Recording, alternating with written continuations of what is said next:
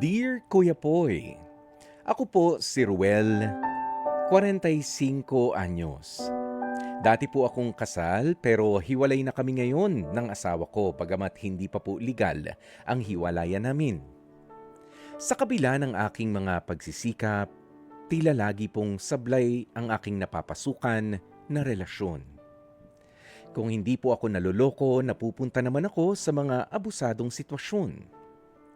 Maniwala man po kayo o hindi, nakaranas na po ako ng pananakit at pati na ng pagkuha nga ng aking ATM hanggang sa maubos ang aking inipon-ipon. At para bang nawawala na rin ang aking halaga naman bilang isang tao. Minsan po ay tinatanong ko ang aking sarili kung may mali ba sa akin o kung bakit paulit-ulit akong napupunta sa ganitong klase ng sitwasyon. Nagpapakabuti naman po ako. Nagsusumikap na maging tapat, maunawain at mapagmahal. Pero tila hindi ito nasusuklian ng tama. Nakakapagod na rin po at minsan ay nawawala na ako ng pag-asa na makakatagpo pa ako ng isang taong tunay na magmamahal at rerespetuhin din naman ako. Aminado po ako na nasasaktan na rin ang aking damdamin at para bang bumababa na talaga ang aking tiwala sa sarili. Minsan ay naiisip ko kung karapat-dapat nga ba akong mahalin o kung may darating pa ba talagang tao na para naman sa akin. Sa ngayon, Kuya Poy, gusto ko munang maunawaan kung papaano ako babangon mula sa mga pinagdaanan kong relasyon at kung papaano ko muling bubuin ang aking sarili. Hiling ko rin po na sana ay matutunan kong magtakda ng hangganan para hindi na muling maabuso o maloko sa relasyon. Gusto ko pong maging mas matatag, hindi lamang sa pag-ibig, kundi pati na rin sa aking buong pagkatao. Nais ko pong matutunan kung papaanong kilalanin ang mga taong may mabuting intensyon at kung papaanong iiwas sa mga tao naman na maaari na namang makasakit lamang sa akin. Alam ko pong hindi madali ang lahat ng ito, pero umaasa pa rin ako na darating ang panahon na mararanasan ko ang isang maayos, tapat at mapayapang relasyon. Hindi man ngayon, sana palang araw ay matupad din yun. Kaya gusto ko pong humingi ng payo kung papaano ako muling magsisimula sa buhay, kung papaano ko mapangangalagaan ang sarili ko at kung papaano ko maiiwasan ang mga maling tao na pumapasok sa aking buhay. Nais ko ring matutunang mahalin at mas pahalagahan pa ang aking sarili. Lubos na gumagalang, Ruel. Mga kapatid, napakinggan nga po natin ang kwento ng ating kapatid na si Ruel na para bang lumalayo sa kanya ang swerte sa pakikipagrelasyon. Alam mo, Ruel, inihingi mo ng payo kung papaano nga ba may improve ang sarili mo. Kasi nga, sabi mo, napunta ka sa isang maling relasyon hanggang sa nagsunod-sunod pa. Oo, may abusive relationship ka pa na para bang inubusan ka. Literal na kinuha pa yung mga pinag-ipunan mo.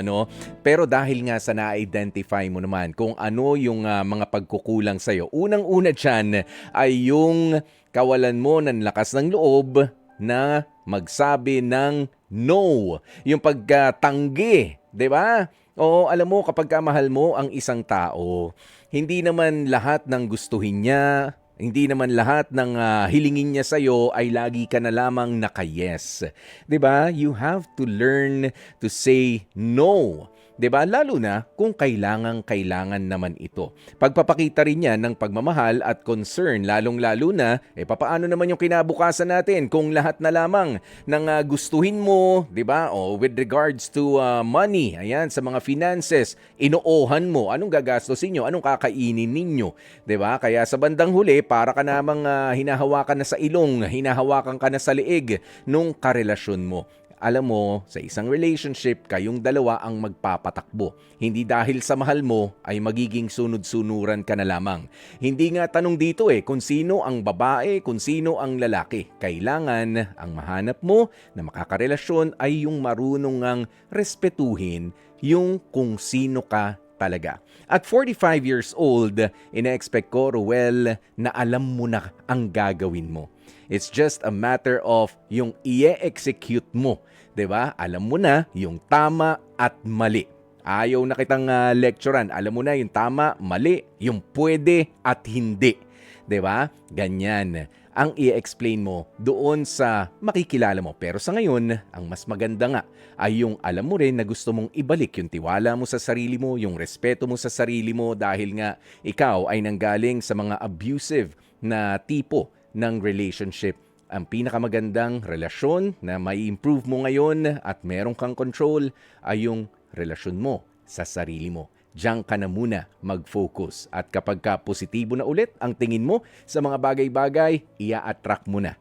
'Di ba? Natural yan na darating yung tao na makikita yung energy mo, mararamdaman yung positive energy mo.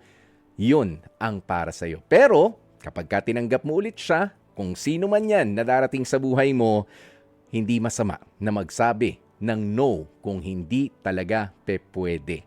Ha? Oo, yung pagmamahal, yung pagdedesisyon na kayong dalawa, yan ang nilalaman talaga at dapat teamwork sa isang relationship. Mga kapatid, dito tayo sa totoo. Dito na tayo sa True FM. Mag-subscribe at mag-follow na sa social media accounts at True Network PH sa FB, Instagram, X na dating Twitter, YouTube, TikTok, and podcasts.